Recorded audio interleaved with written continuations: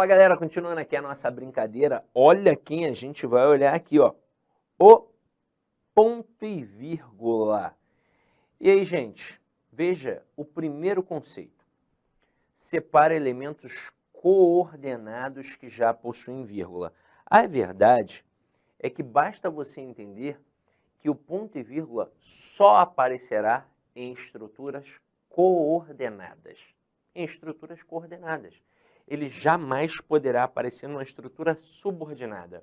E em prova, quando o avaliador tenta derrubar o candidato, ele faz isso. Ele coloca uma frase com a estrutura subordinada e pergunta se é possível colocar um ponto e vírgula. Vou te mostrar um exemplo aqui agora. Coloca assim, ó, quando o temporal passar, vou ao parque. Veja que aqui a primeira construção ela é encabeçada pela conjunção quando, que é uma conjunção subordinativa adverbial temporal. Logo, esta primeira oração que aparece aqui na construção é uma oração subordinada adverbial temporal. Depois, o vou ao parque vai ser a oração principal. Vou colocar o AP, que é a oração principal. Inclusive, cabe salientar aqui, você já sabe, que esta vírgula é obrigatória. Nós vimos isso, não é verdade? Se eu retirar, eu vou ter um prejuízo gramatical. Aí vem o camarada e diz que dá para inserir aqui, ó, vou colocar assim, ó, que dá para inserir aqui um ponto e vírgula. Pá! Aí você olha, ó, quando o temporal passar, ponto e vírgula, vou ao parque. E aí você começa a refletir. Poxa, o que é o ponto e vírgula? É uma pausa maior que a vírgula e menor que o ponto. A vírgula ali é obrigatória. Caramba, quando o temporal passar, ponto e vírgula, vou ao parque. Não trouxe prejuízo para mim. Continuei entendendo o que foi transmitido aqui. Continuei entendendo a ideia de tempo. Ah, então é possível. Só que não é possível. De acordo com o padrão culto da língua, eu só posso utilizar o ponto e vírgula em estruturas coordenadas. Então, se eu tacasse aqui um ponto e vírgula, eu teria um prejuízo gramatical. Então, ó, não pode. Então, vamos continuar só para ver as outras coisas.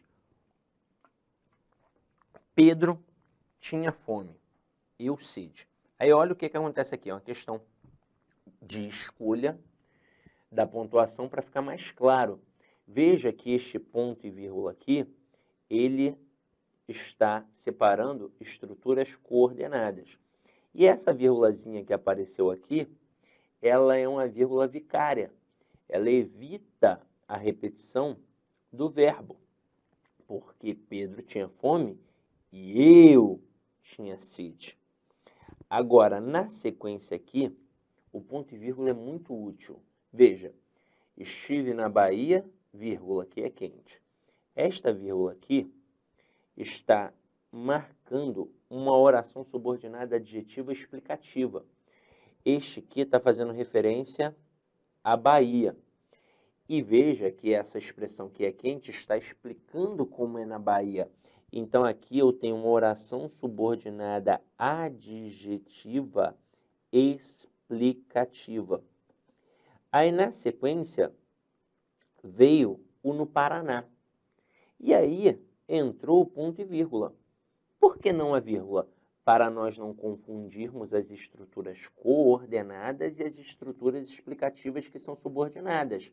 Nós estamos diante de um exemplo de período misto, que mistura coordenação e subordinação. Então veja que a Bahia, o Paraná e Brasília são estruturas coordenadas. Por isso que apareceu quem? O danado do ponto e vírgula. Mas tudo que vem depois da vírgula é explicação. Então, ó, estive na Bahia, que é quente, no Paraná, que é frio, e em Brasília, que é seco. Então, para não haver confusão entre as estruturas explicativas e as estruturas coordenadas, o ponto e vírgula entrou ali muito bem. E aqui, ó, só para enfatizar, separa orações coordenadas assindéticas, ou seja, sem conectivo, ou coordenadas sindéticas, que tem o conectivo, geralmente com conjunção móvel ou que admita vírgula. Então, olha só a primeira frase. Comi muito, ponto e vírgula, passei mal. Nós estamos diante de orações coordenadas assindéticas, porque não apareceu conectivo. Depois, comi muito, logo não dormi bem. O ponto e vírgula está separando estruturas coordenadas, só que agora ela é sindética conclusiva. E depois, comi muito, continuo com fome, porém. O ponto e vírgula entrou aqui para separar estruturas coordenadas, só que agora uma coordenada sindética adversativa. Mas, basicamente, qual é a essência do ponto e vírgula? É a coordenação. E acabou. Agora, continuando aqui. Travessão, parênteses e dois pontos. Então, vamos lá. Veja a primeira frase que a gente tem aqui. Comprei frutas, morangos, peras e uvas.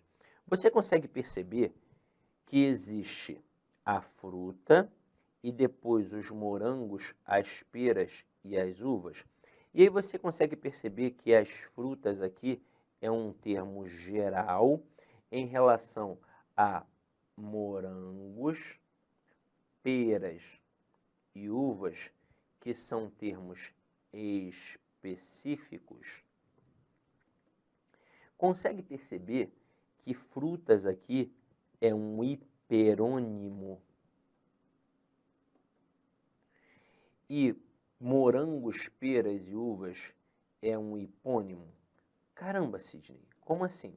Isso fica bem claro na aula de coesão textual. A gente pode trabalhar isso numa aula só de semântica ou numa aula de coesão, que a gente vai usar a semântica para trabalhar o conceito da coesão, mas hiperônimo é um termo geral e hipônimo é um termo específico. E por que eu trouxe isso daqui? Porque morango, pera e uva são tipos de quê? De frutas. Então, fruta é um conceito mais amplo. Morango, pera e uva em relação à fruta é um conceito mais estrito, mais específico. Aí você, quando coloca aqui, ó, comprei frutas, perceba, na sequência eu digo quais são as frutas. Eu não coloquei de forma genérica, eu comprei frutas e deixei para o interlocutor imaginar quais são as frutas. Porque isso é muito abrangente, muito subjetivo. Comprei frutas, pô, tem uma porrada de frutas, então não sei quais foram. E aqui, por intenção, eu quis dizer quais foram as frutas. Então, ó, comprei frutas e aí depois eu tenho um processo anunciativo. Por isso eu posso colocar aqui os dois pontos. Morangos, peras e uvas. O que vem aqui depois dos dois pontos, a gente chama de aposto. Apesar de ter uma essência explicativa, nós temos, na verdade, aqui um aposto enumerativo, porque eu vou enumerar o que eu comprei, no caso, as frutas.